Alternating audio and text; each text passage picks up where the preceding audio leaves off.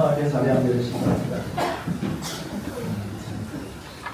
여기 앞자리부터 앉아야 될 것 같아요. 뒤가 많이 복잡한데 상대적으로 앞에가 좀 보이는데 다음에 이렇게 뒤에 오시는 분들이 조금 앞쪽으로 좀 앉아주시면 고맙겠습니다. 자, 오늘은 세례 축일입니다. 주님의 세례 축일입니다. 주님의 세례 축일은 예수님께서 세례자 요한에게 세례 받으신 것을 기념하는 축일입니다. 그래서 오늘 복음은 예수님의 세례 장면이 나옵니다. 자, 오늘 복음 말씀 보도록 하겠습니다.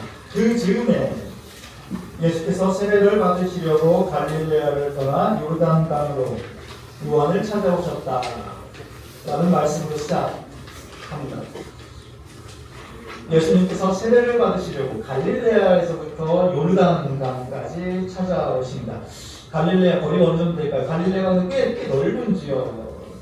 갈릴레아 중에서도 아마 예수님께서 태어나고 자라신 나자렛에서 출발하지 않았을까 예상이 되는데요. 나자렛에서 요르단강 하구까지는 대략 한 100km 정도 됩니다. 지금 차로 가면 금방 갈 수 있는 거리지만 당시 걸어서 간다고 생각했을 때는 최소 며칠이 걸리는 꽤 먼 거리입니다. 그 먼 길을 마다하지 않고 찾아오신 예수님을 보자마자 요한이 말합니다. 제가 선생님께 세례를 받아야 할 터인데 어떻게 선생님께서 제게 오십니까? 하며 굳이 사양하였다. 세례자 요한은 예수님께 세례 베풀기를 굳이 사양합니다. 굳이 사양했다고 나오는데 표현이 그리 강하지 않아서 예의상 이렇게 한두 번 적당히 사양한 정도로 보일 수도 있지만 아닙니다. 그 헬라 원문에는 디에포리엔이라고 하는데요. 이게 굉장히 강하게 반복적으로 대단히 완강하게 거부한다는 뜻이 있습니다. 완강하게 거부하는 요한에게 예수님께서는 지금은 내가 하자는 대로 하여라. 우리가 이렇게 해야 하나님께서 원하시는 모든 일이 이루어진다 라고 말씀하십니다. 15절입니다. 그제야 요한은 예수께서 하자 하시는 대로 하였다. 결국 세례자 요한은 예수님께 세례를 베풉니다. 그러자 호련히 하늘이 열리고 성령이 비둘기 모양으로 예수님 위에 내려옵니다. 그리고 하늘에서 소리가 들려옵니다. 이는 내 사랑하는 아들, 내 마음에 드는 아들이다. 여기까지가 오늘 복음입니다. 오늘 복음의 이 대략적인 줄거리는 아마 우리가 잘 알고 있으리라 생각합니다. 그런데 나는 끝까지 궁금하지 않습니까? 도대체 왜 예수님께서 굳이 세례를 받으셨을까? 세례는 죄를 씻어내고 하나님의 자녀로 거듭나는 예식인데 죄도 없으시고 하나님과 한 분이시고 하나님의 독생자이신 예수님께서 왜 굳이 세례를 받으셨을까? 잘 이해가 되지 않습니다. 굳이 그렇게 먼 거리까지 직접 찾아가서 굳이 세례자 요한이 그렇게 만류하는데 왜 예수님은 세례를 받으셨을까? 여러분들은 어떻게 생각하십니까? 왜 예수님께서 세례를 받으신 것 같으십니까? 예수님께서 세례 받으신 이유에 대한 다양한 의견들이 있습니다. 몇 가지만 소개해 드리도록 하겠습니다. 첫 번째, 예수님의 지극한 겸손에서 그 이유를 찾습니다. 하나님의 아들 예수 그리스도의 지극한 겸손을 보여주고자 요한에게 세례를 받으셨다는 것입니다. 신앙에서 겸손은 대단히 중요한 덕목입니다. 예수님의 겸손하면 가장 생각나는 장면 혹시 뭐가 있으십니까? 예수님께서 그렇죠. 제자들 발을 씻어주시는 장면 맞습니다. 예수님께서 제자들의 발을 씻어주시려고 할 때 뭐라고 하죠? 제자 베드로가 안 됩니다. 제 발만은 결코 씻지 못합니다며 완강히 거부하는 베드로에게 예수님께서는 내가 너를 씻어주지 않으면 너는 이제 나와 아무런 상관이 없다고 말씀하시면서 결국은 베드로의 발을 씻어주시는 예수님의 모습과 오늘 복음에서 제가 선생님께 세례를 받아야 할 터인데 어떻게 선생님 예수님께서 제게 오십니까 하며 완강히 거부하는 세례자 요한에게 지금은 내가 하자는 대로 하여라. 우리가 이렇게 해야 하나님께서 원하시는 모든 일이 이루어진다고 말씀하시며 결국은 요한에게 세례 받으시는 예수님의 모습이 비슷한 구조를 이루고 있습니다.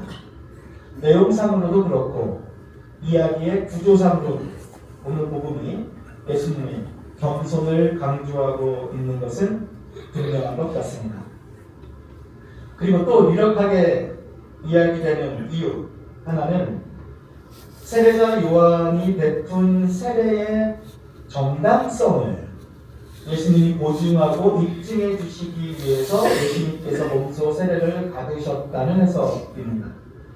충분히 가능한 해석입니다. 자, 한번 만약에 예수님께서 세례를 받지 않으시고 그냥 요한이 군중들에게 세례를 베푼 것으로만 끝났다면 그렇게 가정해 보겠습니다. 그러면 구약시대의 마지막 예언자인 요한이 베푼 세례를 과연 지금처럼 전세계 모든 그리스도교가 하나님의 자녀가 된 증표로 구원의 증표로 그리스도교의 공인된 입교 예식으로 받아들였을까? 라고 생각해 본다면 세례에 대한 정당성을 부여하기 위해 예수님께서 세례를 받으셨다는 것도 충분히 설득력 있는 해석입니다. 일리가 있습니다. 그런데 오늘 말씀을 계속 묵상하면서 이런 궁금증이 또 들었습니다. 그럼 예수님께서 세례 받으실 때 그 순간의 마음이 내가 이렇게 직접 세례 받아야 그리스도교 안에 세례 성사가 자리 잡을 수 있을 거야. 그렇게 생각하시면서 세례를 받으셨을까?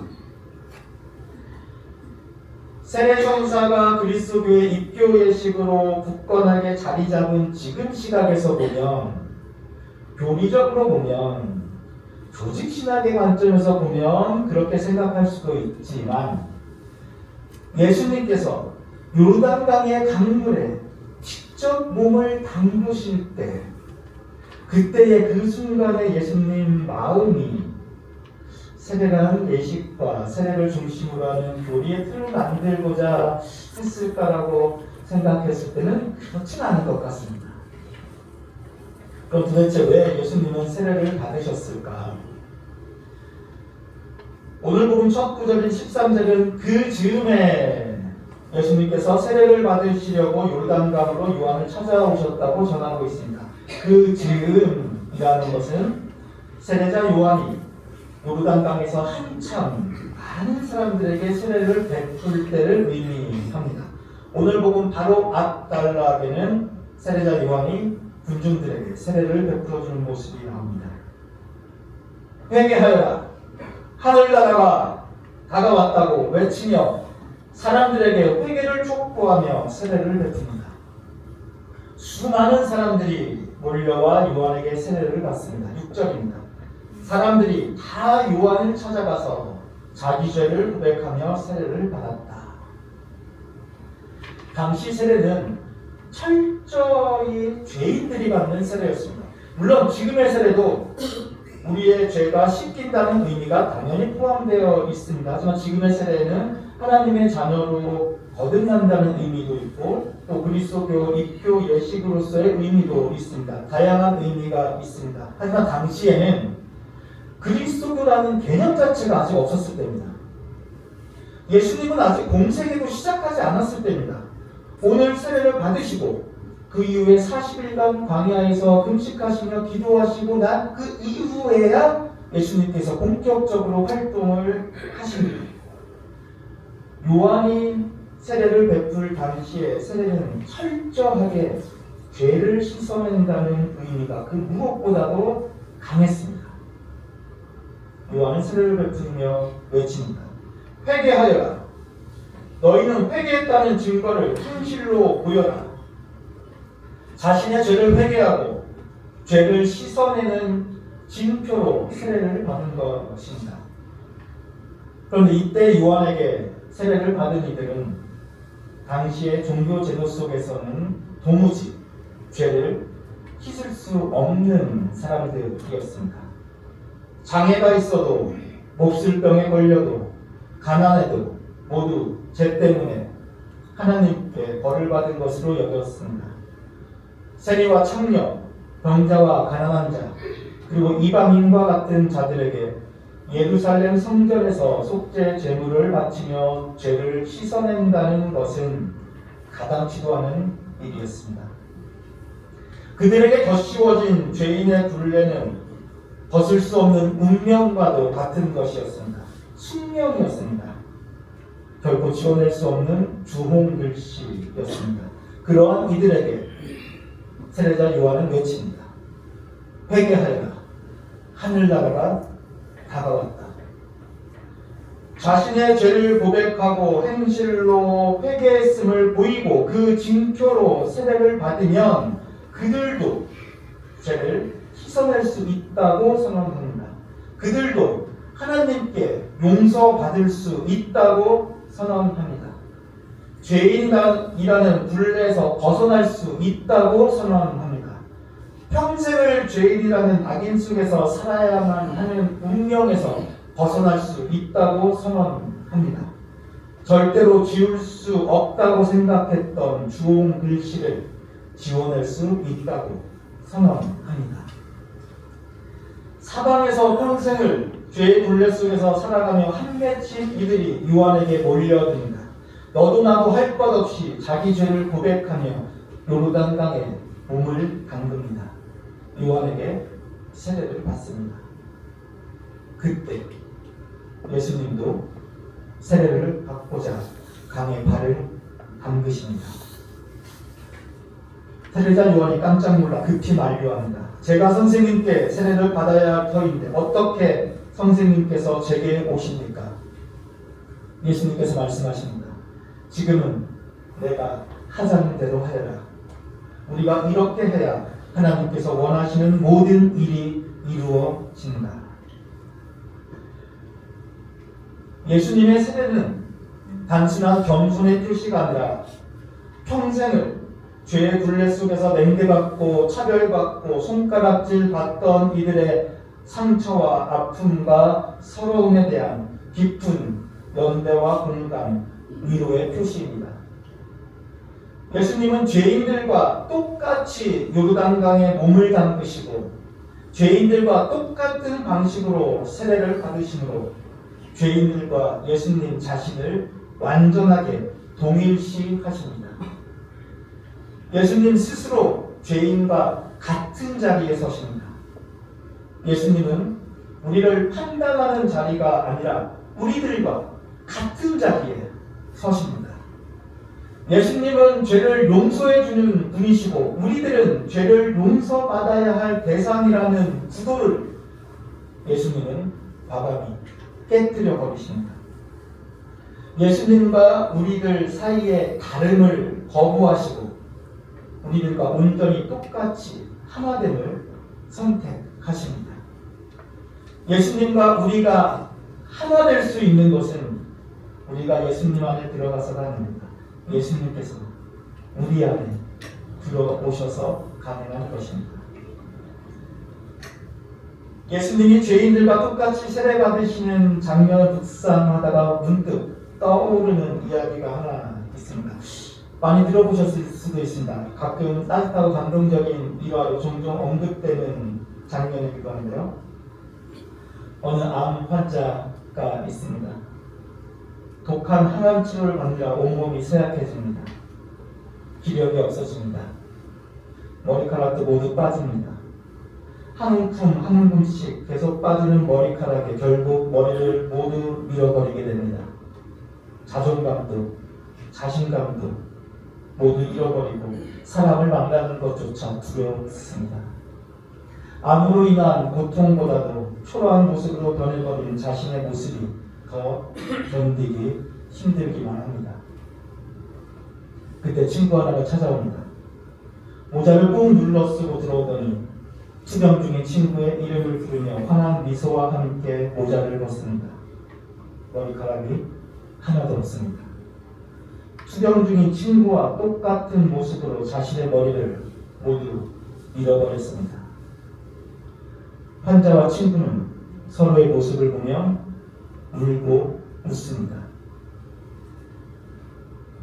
친구를 위해 자신의 머리를 민 이는 암 환자가 아닙니다.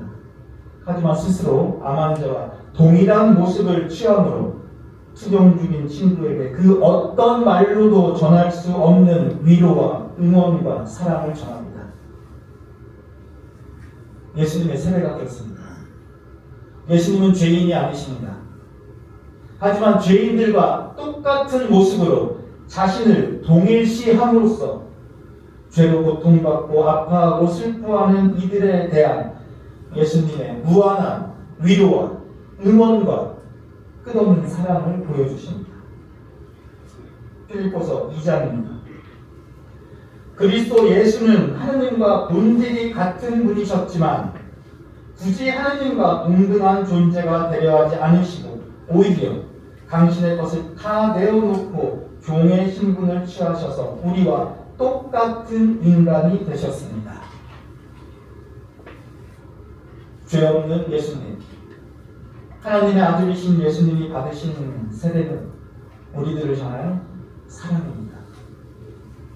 지금은 내가 하자는 대로 하여라.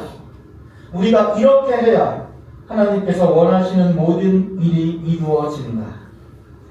하나님께서 원하시는 일을 이루는 방법은 가장 낮은 자, 아파하는 자, 슬퍼하는 자의 자리에 그들과 함께 있는 것입니다.